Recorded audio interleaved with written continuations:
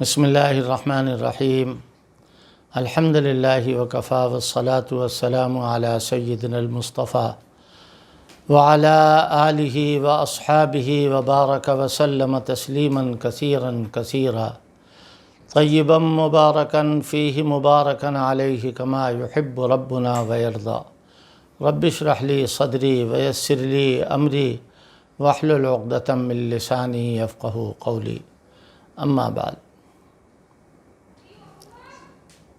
دین جاننے والے، مذہب کے رموز سے واقف ہونے والے، واقف رہنے والے، عام طور پر مسلمان اس حقیقت سے پوری طرح واقف ہیں کہ دین میں، اسلام میں سب سے بڑی چیز حضرت نبی کریم صلی اللہ علیہ وسلم کی محبت اور ان کا تعلق ہے۔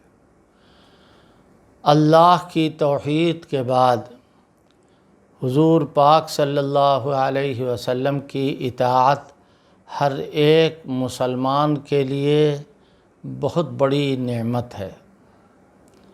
عام طور پر عشق نبی کا جب تذکرہ ہوتا ہے تو یہ سوچا جاتا ہے کہ ہم حضور کو چاہتے ہیں، حضور کو مانتے ہیں، اور اس ماننے اور اس چاہنے میں اپنی مرضی ہو یا کسی اور کی مرضی ہو، جو عشق کے رموز ہیں ان کو اختیار کرنے میں اپنے لیے بڑائی سمجھتے ہیں، حالانکہ اس طرح کی کوئی بات نہیں ہے۔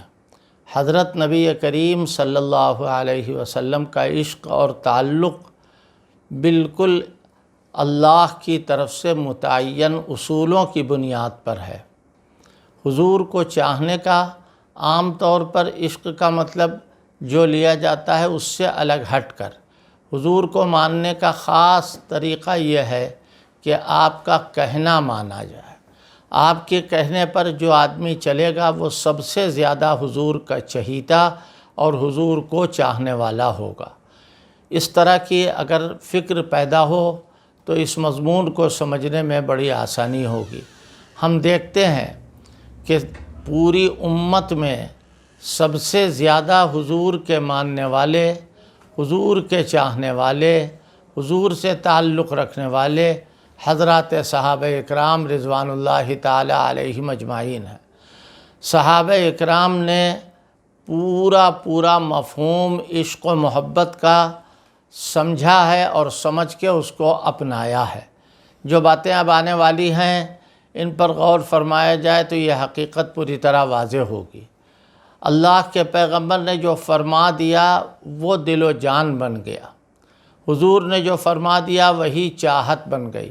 آدمی چاہت حضور کی اپنی چاہت بنا لے، حضور نے جو چاہا بس وہی چاہنے لگے۔ جو سب سے زیادہ حضور کی چاہی ہوئی چیزوں کا چاہنے والا ہے وہ سب سے بڑا حضور کا عاشق ہے، اور اسی کا نام ہے کامیاب عشق، اسی کو کہتے ہیں کامیاب عشق۔ مجھے ایک واقعہ درمیان میں یاد آیا۔ حضرت نبی کریم صلی اللہ علیہ وسلم جب مدینہ طیبہ تشریف لے گئے اور وہاں آپ نے قیام کا ارادہ فرمایا تو ابھی چند ہی دن گزرے تھے کہ جنگ بدر کا واقعہ پیش آیا۔ جنگ بدر اسلامی غزوات میں، اسلامی لڑائیوں میں اپنا سب سے بڑا مقام رکھتی ہے، اور ایسی بے سر و سامانی، ایسی کیفیت اس وقت تھی کہ کوئی آدمی یقین نہیں کر سکتا تھا کہ یہ لوگ جیت کے آئیں گے، یہ لوگ کامیاب ہو کر کے آئیں گے۔ ایسا تصور کرنا اس وقت تقریباً محال تھا۔ صحابہ اکرام کو رمضان المبارک کی 17 تاریخ کو اللہ کے حبیب ہمارے آقا صلی اللہ علیہ وسلم نے حکم دیا کہ بھئی چلو جنگ بدر میں لڑائی لڑنے کے لیے۔ سارے صحابہ بطیب خاطر تیار ہو گئے، اور ان میں ذرہ برابر کسی قسم کا کوئی تأمل نہیں۔ وہ کیا کہہ رہے ہیں؟ ہم سے یہ نہ کہیے کہ تم یہ کرو گے تو یہ ہوگا، ہم سے آگ جلوائیے اور کہیے کہ اس میں کود جاؤ، ہم کود جائیں گے۔ وہ کہتے ہیں پانی میں ڈوبنے کے لیے اگر کہیے تو ہم پانی میں ڈوب جائیں گے۔ اللہ کے پیغمبر کا حکم ہے، سارے صحابہ تیار۔ وہ 313 یا 314 جن کو حضور نے حکم دیا وہ سب تیار ہیں جانے کے لیے۔ حضرت عثمان غنی رضی اللہ تعالیٰ عنہ ایسے صحابی کہ جن کا تیسرا نمبر ہے جماعت صحابہ میں، حضور انور علیہ الصلاۃ کے وہ دوہرے داماد، یعنی پہلے ایک بیٹی کے ساتھ نکاح ہوا، پھر دوسری بیٹی کے ساتھ آپ نے نکاح فرمایا۔ حضرت عثمان غنی پورے نبیوں کی تاریخ میں ایک اکیلے ایسے فرد ہیں جن کو یکے بعد دیگرے آخری پیغمبر کی 2 بیٹیاں نصیب ہوئیں اور ان کے 2 نکاح ہوئے، ایک پہلی لڑکی کے ساتھ پھر دوسری لڑکی کے ساتھ۔ جنگ بدر تیار، سارے صحابہ جانے کے لیے تیار۔ حضرت نے بلایا حضرت عثمان کو اور یوں کہا کہ عثمان تم نہیں جاؤ گے، تمہاری بیوی میری بیٹی رقیہ بیمار ہیں، تم ان کی تیمارداری کرو، دیکھ بھال کرو، تمہیں جانے کی اجازت نہیں۔ حضرت عثمان غنی رضی اللہ تعالیٰ عنہ نے اپنے دل کی خواہش کو مار کر فوراً کہا حضور جیسا آپ فرما رہے ہیں ٹھیک ہے، میں نہیں جاؤں گا۔ ہم اور آپ کوئی ہوتے تو کہتے اتنی بڑی نعمت سے آپ ہمیں محروم کر رہے ہیں، آخرکار ان کو اچھا ہونا ہوگا اچھی ہوں گی، ان کو نہیں اچھا ہونا ہوگا نہیں اچھی ہوں گی، ایسا کچھ نہیں، بلکہ فوراً رک گئے۔ مجھے یہیں تک نہیں بیان کرنا ہے بلکہ اس کے آگے بیان کرنا ہے کہ جب لڑائی ہو گئی، لڑائی ختم ہو گئی، مال غنیمت بھی مسلمانوں کے پاس آیا اور قیدی کفار کے بھی قید ہو کر کے مسلمانوں کے قبضے میں آئے، حضرت عثمان غنی رضی اللہ تعالیٰ عنہ نہیں گئے، اور اتفاق یہ کہ ان کی بیوی حضور کی بیٹی اور حضرت عثمان کی بیوی کا جنگ بدر میں حضور گئے ہوئے ہیں اور ادھر یہاں ان کا انتقال ہو گیا، تدفین بھی ہو گئی، اور حضرت عثمان غنی کھڑے ہوئے ہیں، مال غنیمت بانٹا جا رہا ہے۔ حضور پاک صلی اللہ علیہ وسلم نے حضرت عثمان کا بھی اس میں حصہ لگایا، حالانکہ یہ تو گئے نہیں تھے۔ مال غنیمت تو انہی کا ہوتا ہے کہ جو لوگ جنگ میں شریک ہوئے ہوں، حضرت عثمان تو شریک نہیں ہوئے۔ امام بخاری اس موقع پہ بڑی پیاری بات لکھتے ہیں، خلفہ النبی صلی اللہ علیہ وسلم، خلفہ النبی صلی اللہ علیہ وسلم علی ابنتہ وضرب لہ بسہمہ، حضور نے اپنی بیٹی کی تیمارداری کے لیے ان کو چھوڑ دیا تھا مدینے میں کہ یہ مدینے میں رہیں، اور مال غنیمت میں ان کا حصہ قائم کیا۔ کوئی حضرت عثمان سے جا کے پوچھے کہ آپ کو مال غنیمت میں کیوں شریک کیا گیا، آپ تو جنگ بدر میں گئے نہیں تھے، تو وہ بڑا پیارا جواب دیں گے، وہ یوں کہیں گے جس کو حضور نے جانے کے لیے کہہ دیا وہ چلا گیا، اس کو جا کے ثواب ملا، اور مجھے نہ جانے کے لیے کہا میں نہیں گیا، وہی ثواب جو جانے والوں کو جا کے ملا وہی ثواب مجھ کو یہاں رہتے ہوئے ملا۔ کیوں؟ نہ جانا عبادت، نہ جانا عبادت، حکم رسول کی تابعداری کرنا عبادت، اور یہ مقام نہیں حاصل ہو سکتا ہے جب تک کہ عشق کامل نہ ہو، محبت نہ ہو حضور پاک صلی اللہ علیہ وسلم سے۔ محبت مجبور کرتی ہے حضور کا کہنا ماننے۔ ایک صحابی ہیں حضرت طلحہ ابن برا رضی اللہ عنہ، حضرت طلحہ ابن برا رضی اللہ تعالیٰ عنہ عجیب صحابی ہیں، مسجد پاک میں آئے ہیں، حضور صلی اللہ علیہ وسلم تشریف فرمائے تو کہیں اور نہیں بیٹھیں گے، بالکل حضور کے سامنے حضور سے لگ کے بیٹھیں گے تاکہ حضور کو دیکھتے رہیں۔ حضور کو دیکھ کے ان کو جو مزہ آتا تھا وہ کسی چاہنے والے کو اپنے محبوب کو دیکھ کے مزہ نہیں آتا تھا۔ حضور پاک صلی اللہ علیہ وسلم کے بالکل پیچھے ہمیشہ نماز پڑھتے تھے، اور حضور پاک صلی اللہ علیہ وسلم سے محبت کرتے تھے، ایسا عشق، اللہ اکبر۔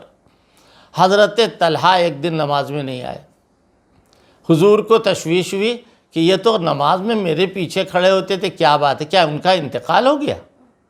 یہی تصور ہو سکتا تھا اس وقت میں کہ نماز کو مومن نہیں چھوڑے گا زندگی بھر، کیا ان کا انتقال ہو گیا؟ لوگوں نے کہا نہیں حضرت، انتقال نہیں ہوا، وہ بیمار ہے، قربان جائیے۔ نصیب ہے حضرت طلحہ رضی اللہ تعالیٰ عنہ کا، حضرت خود ان کے گھر تشریف لے گئے، اور جانے کے بعد آپ نے آواز دی۔ جب کوئی آدمی، کسی نے کہا کیا بات ہے، آپ تشریف لائے، تشریف رکھیے، کہا میں طلحہ کو دیکھنے آیا ہوں۔ لوگوں نے عرض کیا حضرت وہ تو سو رہے ہیں، آرام کر رہے ہیں، غفلت میں ہیں۔ حضرت نے فرمایا اچھا ٹھیک ہے، میں جا رہا ہوں، جب وہ اٹھیں تو ان سے تم میرا سلام کہہ دینا۔ اور یہ سلام کہہ کر کے حضرت نے فرمایا کہ دیکھو اگر ان کا انتقال ہو جائے تو مجھے بتا دینا۔ حضرت طلحہ رضی اللہ تعالیٰ عنہ کو سلام حضور نے کہلوایا، آپ نے سن لیا، لیکن یہاں آپ کے اوپر کوئی اثر اس کا نہیں ہوا۔ وہ کون ہے امتی کہ جس کو حضور کا سلام پہنچا ہو؟ یہ نصیب صرف صحابہ اکرام کا ہے۔ حضرت طلحہ رضی اللہ تعالیٰ عنہ کو کچھ دیر کے بعد ہوش آیا، آنکھ کھلی، یہ سننے کے لائق بات ہے۔ آپ نے فرمایا حضرت آئے، ان سے کہا گیا حضرت آئے تھے، آپ کو سلام کہا ہے اور یہ کہا ہے کہ اگر انتقال ہو جائے تو مجھے بتا دینا۔ فرمایا نہیں، حضور پاک صلی اللہ علیہ وسلم کو رات میں اگر انتقال ہو تو نہ بتانا۔ کیوں؟ ہو سکتا ہے آپ سو رہے ہوں اور آپ کی نیند میں فرق آئے گا، لہٰذا مجھے حضور کی اطلاع کے بغیر کفنانا، دفنانا، غسل دینا، کفنانا، دفنانا، اور بعد میں حضور کو اطلاع ہوگی۔ اللہ اکبر۔ حضرت نبی کریم صلی اللہ علیہ وسلم کو پتہ چلا بعد میں کہ طلحہ کا انتقال ہو گیا، اور انہوں نے یہ وصیت کی تھی کہ حضور کو نہ بتانا اگر حضور سو رہے ہوں، حضور کو سوتے سے نہ جگانا اگر حضور سو رہے ہوں۔ یہ بات ہم لوگ سرسری طور پر سن رہے ہیں۔ آج اگر ایک مولانا نماز نہ پڑھاویں تو سارے تیمارداروں کو، سارے گھر والوں کو تشویش ہوتی ہے کہ فلاں عالم ہے اور اس نے نماز نہیں پڑھائی، تو لہٰذا برکت کی بات ہے، اور وہاں تو خود حضور پاک صلی اللہ علیہ وسلم ہے۔ لیکن طلحہ کا عشق یہ کہتا ہے کہ حضور پاک صلی اللہ علیہ وسلم اگر سو رہے ہوں تو میری نماز نہ پڑھاویں، مجھے اس کا صدمہ نہیں ہے، بلکہ حضور کے آرام کی فکر ہے۔ آپ سوچیں، اس کو کہتے ہیں عشق۔ حضرت نے سنا کہ طلحہ کا انتقال ہو گیا، فوراً جنت البقیع تشریف لے گئے، اور وہاں حضرت طلحہ کے قبر پر کھڑے ہو کر وہ کہتے ہیں کہ اے اللہ، جب طلحہ آپ کے سامنے آئے تو آپ اس کو دیکھ کر مسکرائیے گا اور وہ آپ کو دیکھ کر مسکرائے۔ یہ کیفیت اگر کسی کے اندر ہے تو صرف صحابہ اکرام کے اندر ہے۔ ان سے عشق بٹا ہے تو امت کو عشق ملا، ان سے عشق بٹا، وہی ہیں جو کامیاب عشق والے۔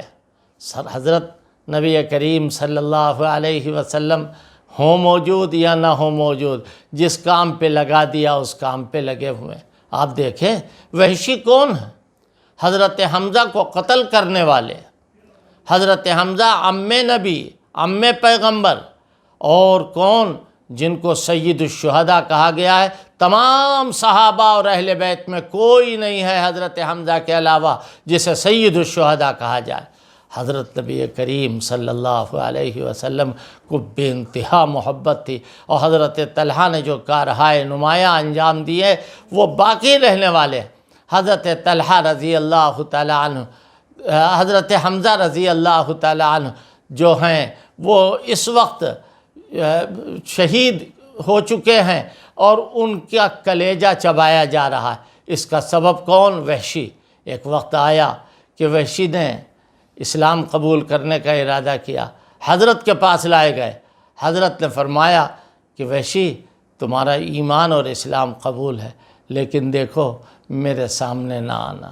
اگر تم میرے سامنے آ جاؤ گے تو مجھے اپنے چچا کی شہادت یاد آ جائے گی، اور درد بھری شہادت یاد کر کے ہو سکتا ہے مجھے تمہارے اوپر غصہ آ جائے، اور اے وحشی اگر مجھے تمہارے اوپر غصہ آ گیا تو تمہارا ایمان چلا جائے گا، لہذا بقائے ایمان اسی میں ہے کہ تم میرے سامنے نہ آنا۔ ساری عمر حضرت وحشی حضور پاک صلی اللہ علیہ وسلم کے سامنے نہیں گئے، اور اگر کوئی ان سے پوچھے کہ وحشی تم حضور کے سامنے کیوں نہیں گئے، تو وہ وہی جواب دیں گے جو حضرت عثمان نے دیا، کیا کہ سامنے آنا نہ آنا یہ تو محبوب کی مرضی پر ہے، محبوب خوش ہوتا ہے سامنے آنے سے، تمہارے سامنے آنے سے تم سامنے آؤ، اور میرے سامنے نہ آنے سے میرا محبوب خوش ہوتا ہے، لہذا میں سامنے نہیں آؤں گا، ساری عمر اسی طرح گزار دوں گا۔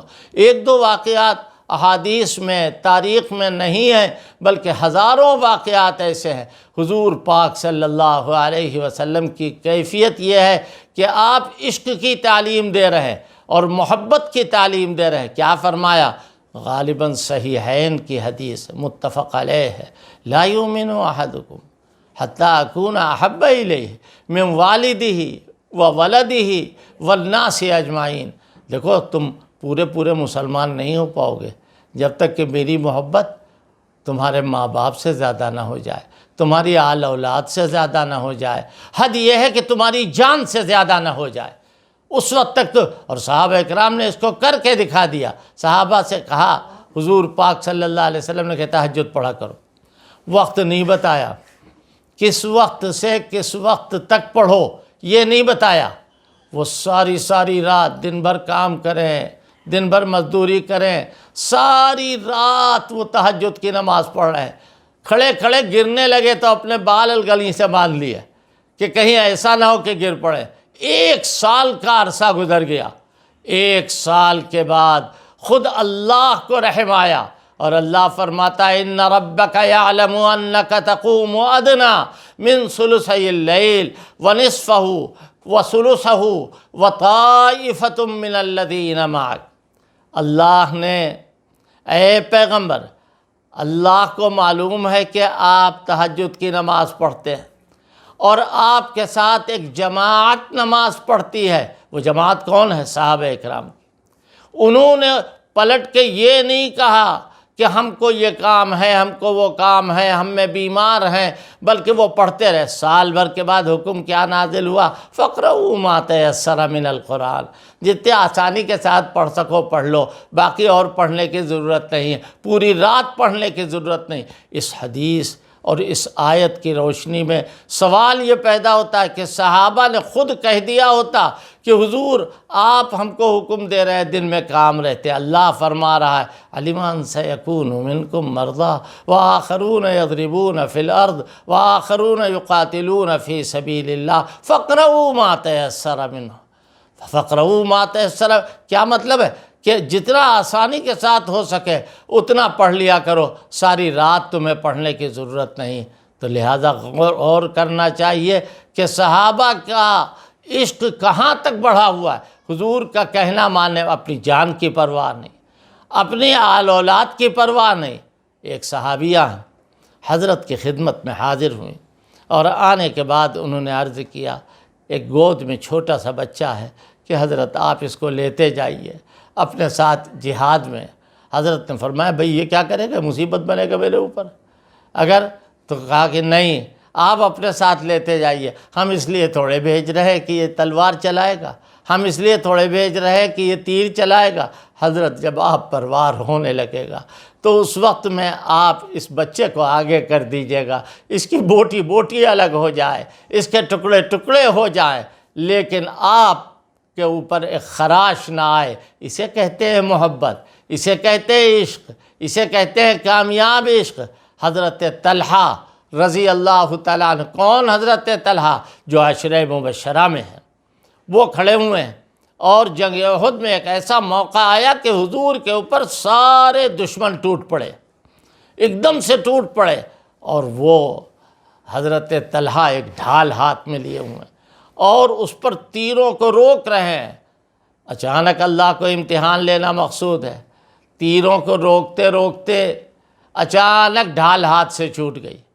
ڈھال کا چھوٹنا تھا کہ اگر ہم آپ ہوتے تو ڈھال اٹھاتے کا نہیں، ہو سکتا کوئی تیر حضور کے آ کے لگ جائے، خود سامنے کھڑے ہو گئے اور اپنے ہاتھوں پر تیروں کو روکنے لگے۔ ہاتھ چھلنی ہو گئے، رگیں کٹ گئی، ہڈیاں مضروب ہو گئیں، لیکن حضرت طلحہ وہاں سے ہٹے نہیں۔ حضور پاک صلی اللہ علیہ وسلم کی وفات کے بعد حضرت طلحہ رضی اللہ تعالیٰ سے کسی نے پوچھا اور کہا کہ بھئی اپنے ہاتھوں کا علاج کیوں نہیں کراتے ہو؟ کہا یہ ہاتھ علاج کرانے کے لائق ہے، یہ ہاتھ علاج کرانے کے لائق ہیں؟ ارے یہ تو حاصل زندگی ہیں، انہوں نے مصیبتوں کو دفع کیا ہے اللہ کے پیغمبر صلی اللہ علیہ وسلم۔ صحابہ اکرام خود حضور کو چاہتے تھے، اور اگر مجھے کہنے کی اجازت دے تو میں عرض کروں کہ جتنا صحابہ حضور کو چاہتے تھے اتنا ہی حضور بھی صحابہ کو چاہتے، جتنا حضور صحابہ کو چاہتے تھے اتنا ہی صحابہ بھی حضور کو چاہتے تھے، دونوں طرف ہے آگ برابر لگی ہوئی، یہ بھی ان کو بہت چاہتے وہ بھی ان کو بہت۔ ایک صحابی ہیں حضرت سعد بن ابی وقاص رضی اللہ تعالیٰ عنہ، وہ تیر چلا رہے جنگ احد میں اور حضور کے دشمنوں کو نشانہ بنا رہے، تیر چلاتے چلاتے حضرت کی نظر پڑی، اللہ اکبر، کیسا لگتا ہوگا صحابہ کو جب حضور دیکھتے ہوں گے، کیسا لگتا ہوگا، حضرات صحابہ کس طرح مسرور ہوتے ہوں گے۔ حضور پاک صلی اللہ علیہ وسلم نے ایک جملہ ارشاد فرمایا جو حضرت سعد رضی اللہ تعالیٰ عنہ کے دل کے اندر یوں کہنا چاہیے تڑپ پیدا ہو گئی ہوگی۔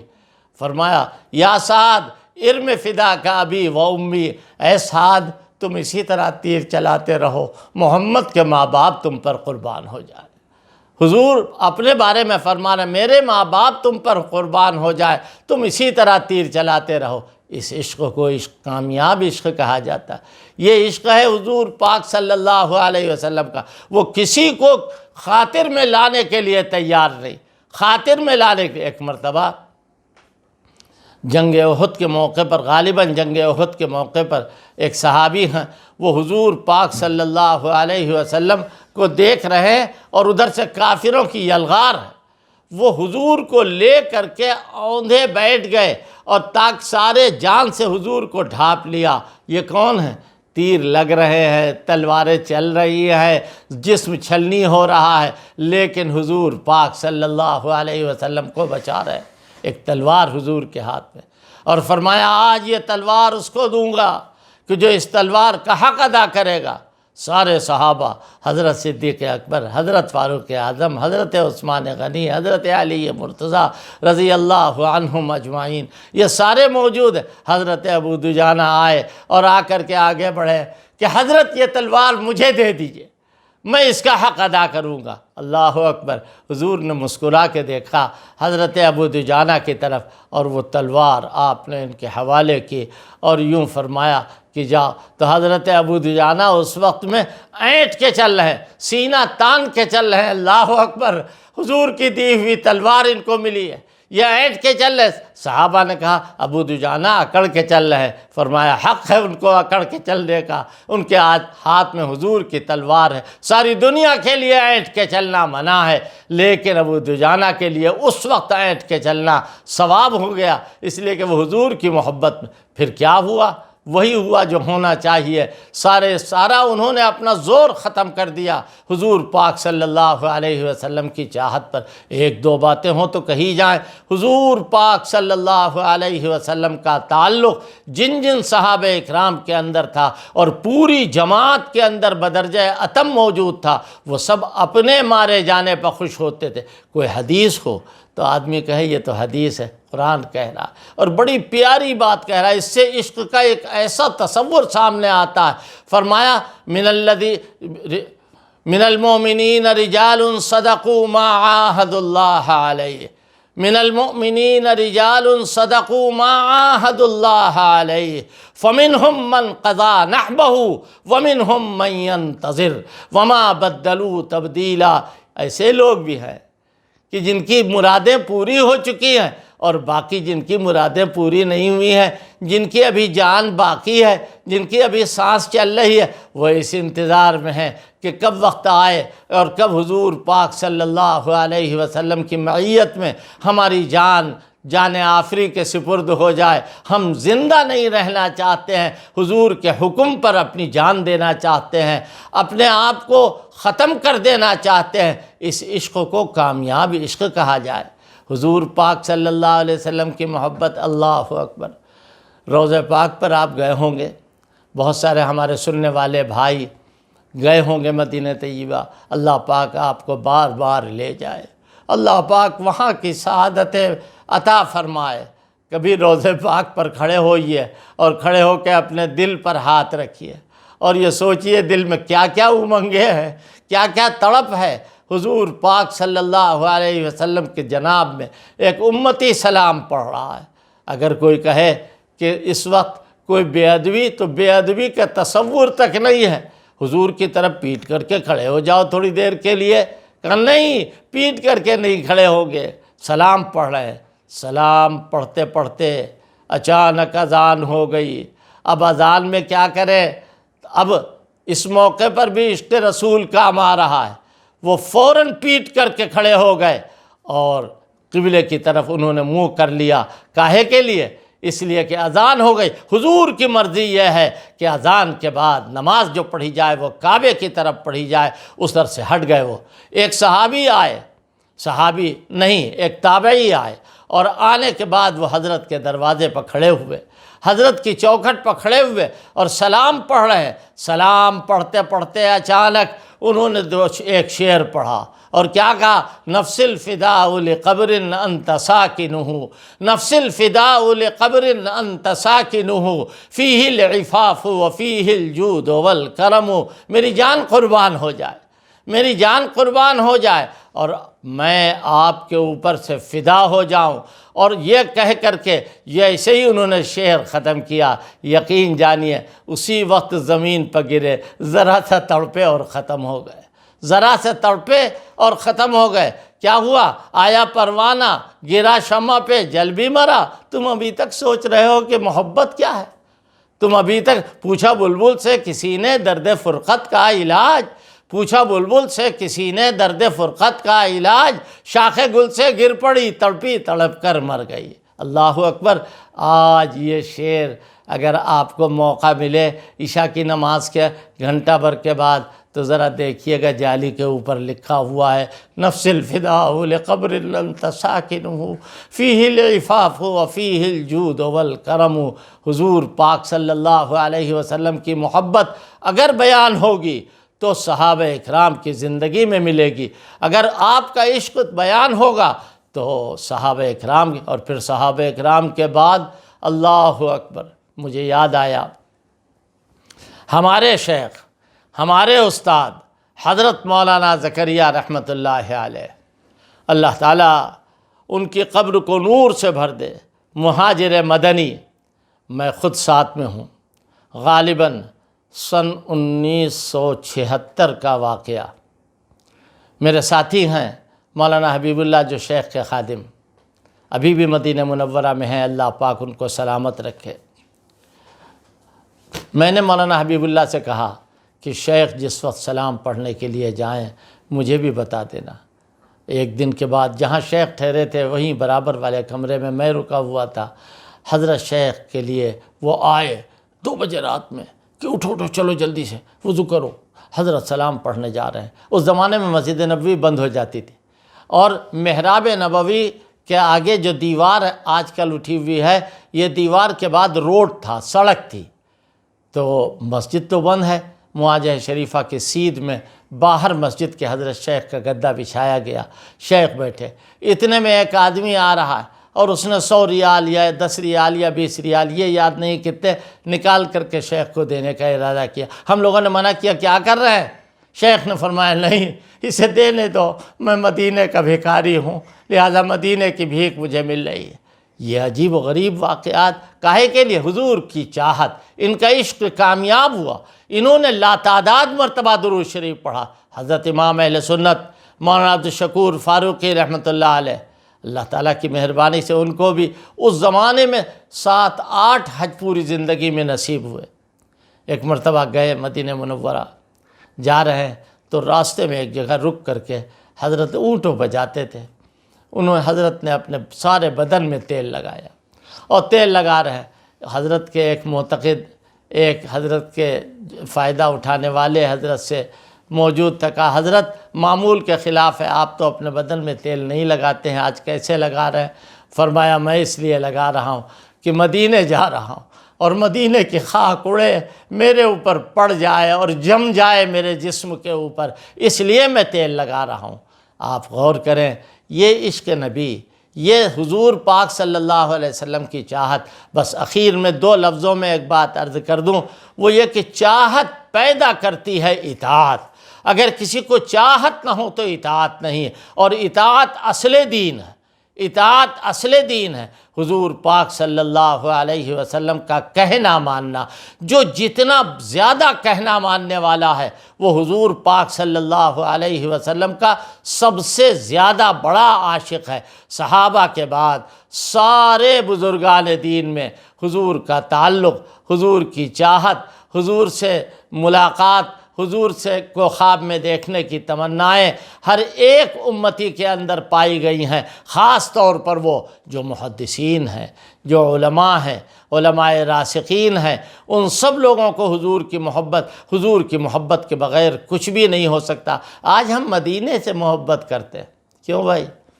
آپ دیکھیں گے دنیا میں بڑے بڑے شہر ہیں، دنیا میں بڑے بڑے شہر ہیں، لیکن مدینے کے پاس کھڑے ہو کر کے آپ یہ کیا کہہ رہے ہیں کہ مدینہ، ہم مدینہ تجھے چاہتے ہیں، دیکھ ہمارے نزدیک کوئی بڑا شہر نہیں ہے تجھ سے زیادہ بڑا۔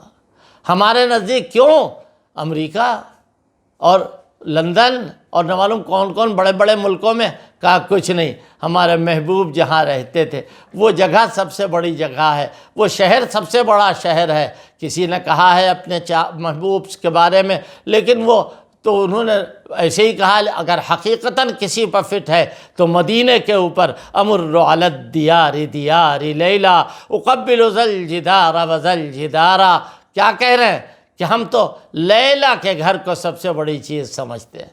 لیلا کی مٹی ہماری آنکھوں میں لگے، لیلا نے جہاں پیر رکھا ہو وہ مٹی مل جائے۔ ساری دنیا میں کوئی اور لیلا ہوگی، کسی کی لیلا ہوگی، ہماری لیلا تو محمد الرسول اللہ صلی اللہ علیہ وسلم کی ذات گرامی ہے۔ آج مدینے جانے والے خوش نصیب ہیں جو مدینے جاتے ہیں، اللہ پاک ان کے سفر کو کامیاب فرمائے اور زیادہ سے زیادہ حضور سے محبت کی توفیق نصیب ہو۔ آج سنتوں کی طرف توجہ دینا حضور سے عشق کی دلیل ہے۔ سنتوں، وہ سنتیں نہیں جو نماز میں پڑھی جاتی، وہ تو ہیں سنت، لیکن پہلے سیدھا پیر چپل میں ڈالا جائے، بعد میں الٹا پیر چپل میں ڈالا جائے۔ کیوں؟ حضور کا طریقہ ہے۔ پہلے سیدھی آنکھ میں سرما لگایا جائے، پھر بعد میں الٹی آنکھ میں سرما لگایا جائے۔ حضور پاک صلی اللہ علیہ وسلم کی سنتوں کو اپنانے والا کامیاب عشق والا ہے۔ حضور پاک صلی اللہ علیہ وسلم کے طریقے کو اختیار کرنے والا۔ آج امت میں اسی کی کمی ہے، آج امت میں اسی کی کمی ہے۔ اگر یہ بات پوری ہو جائے تو انشاءاللہ ہمارے اوپر سے مصائب اور آلام دور ہو جائیں گے۔ حضور کی ایک ایک سنت تلاش کر کر کے اختیار دین بنے گا، اچھا عشق نصیب ہوگا اور کامیاب عشق نصیب ہوگا۔ اللہ پاک ہم کو، آپ کو، پوری امت کو حضور پاک صلی اللہ علیہ وسلم کا عشق نصیب فرمائے۔ وآخر دعوانا ان الحمد للہ رب العالمین۔